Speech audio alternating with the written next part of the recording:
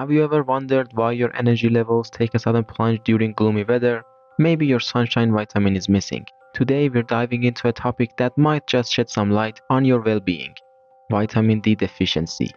Hello everyone, welcome back to Pharma Academy channel. In today's video we're talking about vitamin D deficiency, which affects millions of people worldwide, often referred to as sunshine vitamin. Vitamin D plays a vital role in our overall health. However, many of us are unknowingly falling short on this essential nutrient, and the consequences can be significant. In this video, we'll explore what vitamin D is, why it is so important, the common causes of deficiency, sources of vitamin D, symptoms of vitamin D deficiency, and vitamin D replacement dosing.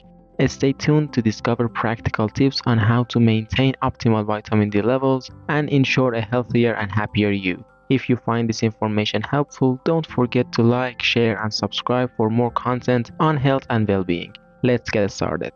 First, we talk about the importance of vitamin D. Vitamin D is essential for maintaining healthy bones and teeth as it facilitates the absorption of calcium and phosphorus. It plays a key role in bone mineralization, preventing conditions like rickets in children and osteomalacia in adults. Beyond bone health, vitamin D is associated with immune system modulation, potentially reducing the risk of infection and autoimmune diseases. It also influences muscle function, contributing to overall strength and balance. Defining vitamin D deficiency can be a little tricky. Vitamin D sufficiency is estimated by measuring 25-hydroxyvitamin D concentration, also known as calcidiol. The optimal serum level of vitamin D is often debated, but according to many health experts, the common target is around 20 to 50 nanogram per milliliters. However, individual needs may vary and some experts advocate for higher levels.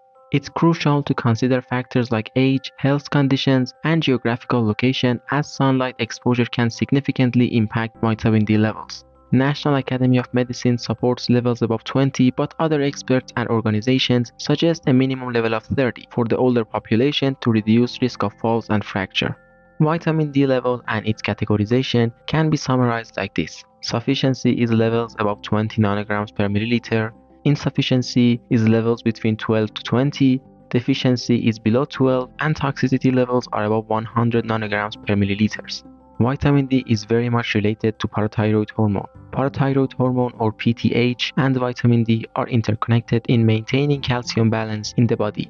When vitamin D levels are low, it affects calcium absorption, leading to a decrease in serum calcium. In response, the parathyroid glands release PTH. PTH acts to increase calcium levels by promoting its release from bones and enhancing its absorption in the kidneys. Additionally, PTH stimulates the activation of vitamin D in the kidneys, which helps improve calcium absorption in the intestines. In case of chronic vitamin D deficiency, this regulatory system can become dysregulated itself, potentially causing issues like bone loss and disturbances in calcium metabolism. Monitoring both vitamin D and PTH level is important for assessing and managing calcium levels in the body. Let's talk about the sources of vitamin D. Sources of vitamin D include diet, supplements, and sun exposure. Diet includes fatty fish like salmon and tuna, cod liver oil, which is a very rich source, fortified foods like dairy products, egg yolk, and beef liver. Getting enough sunlight is a natural way for body to produce vitamin D. Getting around 10 to 30 minutes of sunlight on your face, arms, back, or legs at least twice a week is generally considered sufficient for vitamin D synthesis. The amount needed can vary based on factors like skin tone, geographical location, and the time of day. However, it's important to balance sun exposure with skin protection to prevent sun damage and reducing the risk of skin cancer. Adults who do not have regular effective sun exposure year-round should consume at least 600 to 800 international units of vitamin D3 daily. Older people and other high-risk groups may require more. Causes of vitamin D deficiency are limited sunlight exposure, dietary choices, dark skin because higher melanin levels reduce the skin's ability to produce vitamin D from sunlight, making individuals with darker skin more susceptible. Obesity. Vitamin D is fat-soluble and can be sequestered in fat tissues, potentially reducing its bioavailability.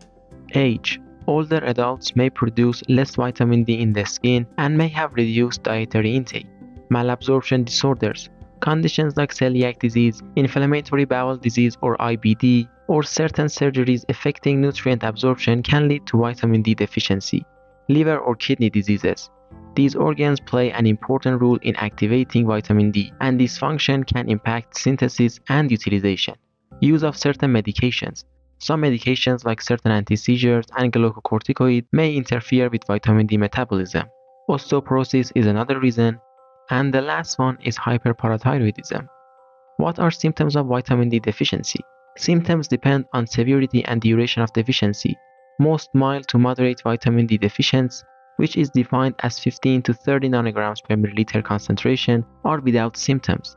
Common symptoms are fatigue, bone and muscle pain, bone weakness, mood change, impaired wound healing, frequent infections, hair loss, and difficulty concentration. With prolonged severe vitamin D deficiency, there is reduced intestinal absorption of calcium and phosphorus, therefore hypocalcemia occurs, causing secondary hyperparathyroidism, which leads to phosphaturia or existing of phosphorus in urine, demineralization of bones, and when prolonged osteomalacia in adults, and both rickets and osteomalacia in children might also happen. Vitamin D replacement. We typically recommend vitamin D3 or cholecalciferol rather than vitamin D2 or ergocalciferol because D3 increases serum levels of vitamin D more effectively than D2.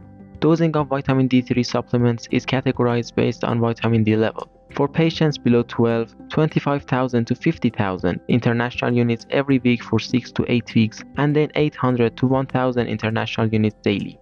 Patients with serum levels between 12 to 20, 800 to 1,000 IU daily for 3 months. Patients with serum levels between 20 to 30, 600 to 800 IU daily. And for patients with gastrectomy or malabsorption, higher doses of 10,000 to 50,000 daily may be needed. Patients who remain deficient or insufficient on such doses will need to be treated with hydroxylated vitamin D metabolites because they are more readily absorbed, or with sun or sun lamp exposure. Thanks for watching this video. I hope you enjoyed this video and learned something new.